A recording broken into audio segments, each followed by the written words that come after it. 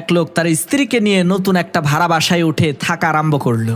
সকালবেলা যখন তারা স্বামী স্ত্রী দুইজনেই নাস্তা করতে বসলো, তখন লোকটার স্ত্রী ঘরের জানালা দিয়ে প্রতিবেশী এক মহিলার কাপড় রোদে শুকাতে দেখে বলতে লাগলো, হায় হায় সর্বনাশ, এই প্রতিবেশী মহিলা কি নোংরা গো, সে তো ভালো মতো কাপড়ই ধুইতে জানে না, দেখো কাপড়ের মধ্যে কত ময়লা লেগে আছে।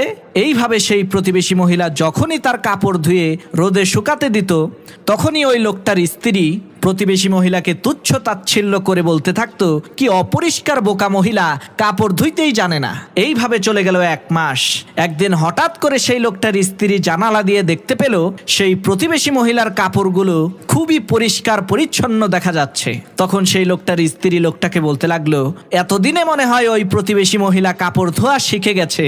স্ত্রীর এই কথা শুনে সেই লোকটা বলতে লাগলো, আরে না, প্রতিবেশী মহিলা কাপড় ধোয়া শিখে নাই, বরং তুমি যে জানালা দিয়ে ওই প্রতিবেশী মহিলার কাপড়গুলোকে দেখো, আজকে সকালবেলা আমি ওই জানালার কাজ পরিষ্কার করে দিয়েছি।